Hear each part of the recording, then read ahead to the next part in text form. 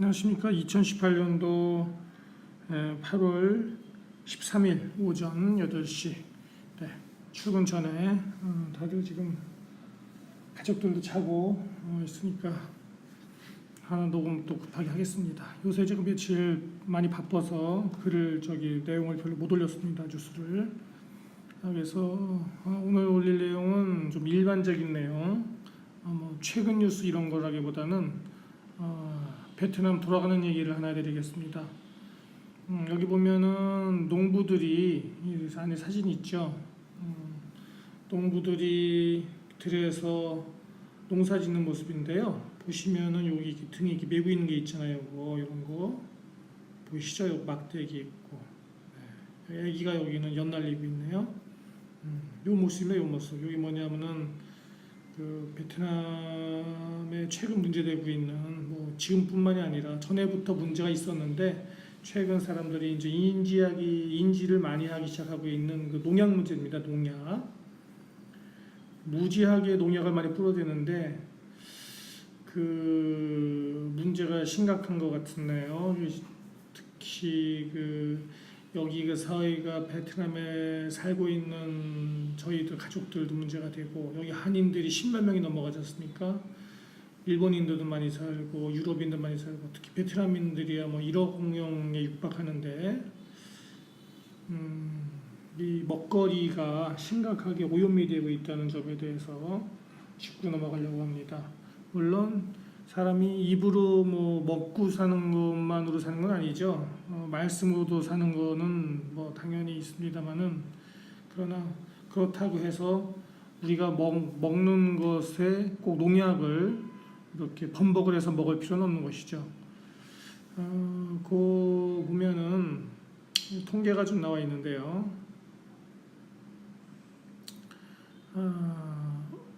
이 베트남 세관에 따르면은 매년, 그렇죠?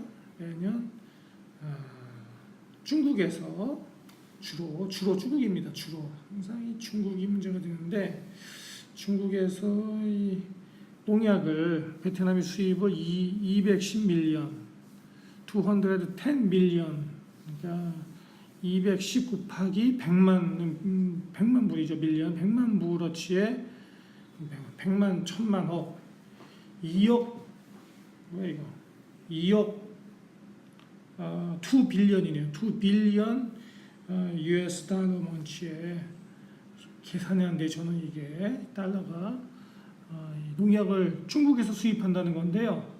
세관에 신고된 것만, 그러면 세관에 신고 안 된 것도 그 이상 되겠죠.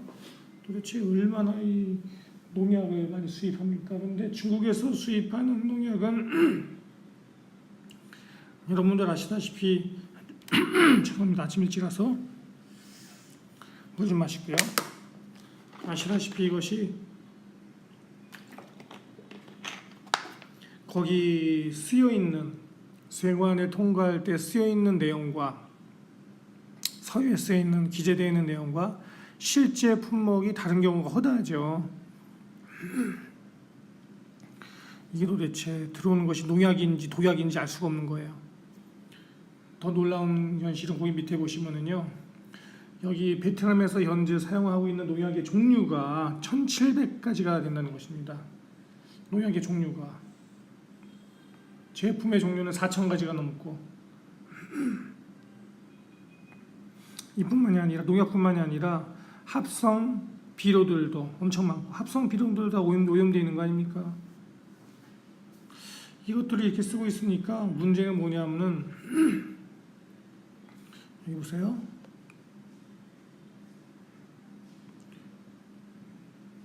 (70%의) 70%의 농부들이, 위에 그림에 있는 농부들이요, 농부들이 다 오염되어 있다는 겁니다.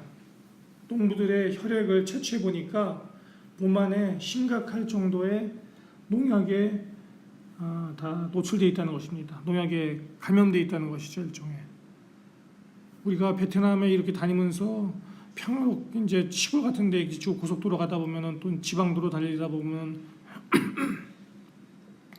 평화롭게 농사 짓고 있는 농민들이 사실은 농약에 다 오염되어 있는 겁니다. 70%가 전국적으로. 그러면은 뭐 이러한 음식을 먹고 사는 사람들은 뭐 농약에 오염이 안 돼 있을까요? 다 음식 안에 들어가지 않습니까? 이게 심각한 문제라서 이제 뭐 도시에선 좀 어려워도 지방에서 좀 짜투리 땅도 있고 자기 농장이 있거나 땅이 있는 농부들은 또 시장에다가 내다 파는 그런 그 야채 이런 거 또는 곡식 이런 거 외에 자기 가족들이 먹는 그런 거 따로 재배하는 사람들이 많다는 것이죠.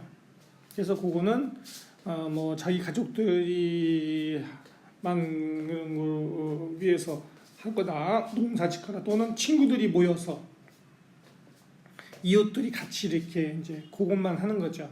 그리고 거기서 생산되어지는 곡식이나 달걀이나 뭐 농축산물이나 저기 돼지고기, 닭고기 포함해서 야채들은 주로 자기 가족이 먼저 소비하고 그 남는 것은 이제 친구들에게 이제 가까운 친구들에게 팔고 시장에는 잘 되다가 팔지 않는다는 것이에요. 왜냐하면은 시장에 갖다 팔아봤자 사람들이 사질 않는 것입니다. 왜 안 사냐면은 고기가 싫거든요. 그렇죠? 농약을 쓰지 않고 유기농으로 키운 것들은 이렇게 뭐 도마도 같은 걸 봐도 울퉁불퉁하고 예쁘지 않고 쌀도 누렇고 달걀도 작고 저기 뭐 감자 같은 것도 이렇게 조그맣거든요. 돼지 감자 비슷하게 크지가 않거든요. 그러니까는 사람들은 시장에서 이렇게 반짝반짝 윤이 나고 크고 맛있어 보이는 것들을 주로 산다는 것이죠. 그런 것들이 좋은 건 줄 알고 사실은 그런 것들이 다 농약이나 이 합성 비료들을 써서 만든 것들인데 그래서 그러한 것이 있어요. 그래서 여기 재미있는 표현이 있네요.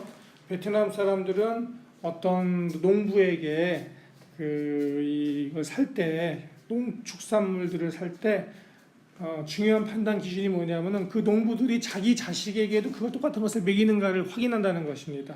그래서 그 농부들이 그 자기 자식들에게도 먹인다면은 안심하고 그걸 산다는 것이죠. 그렇지 않고는 믿을 수 없다는 거예요. 그러니 저와 같이 이렇게 어리숙하게 해외에서 와서 베트남에 살고 있는 우리들은 저도 어린 애들이 있는데 이거를 어떻게 이거를 해야 될까 고민이 되네요. 방법은 뭐 외국인으로서는 하나밖에 없어요. 저희도 되도록이면은 친구들한테 물어보기도 하고 이런 라인을 저도 찾아야 되겠네요. 찾아서 이런 거를 라인을 파서 거기서만 주로 음식을 농축산물 야채를 주로 사 먹는 것을 한번 알아보고 또 여기 어떤 마트들 가면은 최근에는 유기농 센터가 따로 있습니다. 물론 거기서 유기농 그 코너에서 파는 거를 믿을 수는 없어요. 믿을 수 없긴 한데 그래도 이렇게 보면은 좀 티가 나죠. 유기농인 티가. 그래서 베트남 정부에서는 사실은 이런 문제가 베트남 국내 문제뿐만이 아니라 이게 수출의 문제가 있거든요. 미국으로 수출 많이 하잖아요. 농축산물들 미국이나 유럽으로 수출하는데 미국이나 유럽에서는 이거를 굉장히 까다로운 이러한 농약에 대해서 잔류 농약에 대해서 까다로운 그 기준이 있거든요. 그거에 맞춰야만 수출할 수 있기 때문에 베트남 정부에서도 이러한 음식 농축산물들의 탄생부터 출하 과정 전체 과정 또 어떤 추적을 할 수 있는 이제 일종의 시스템이죠.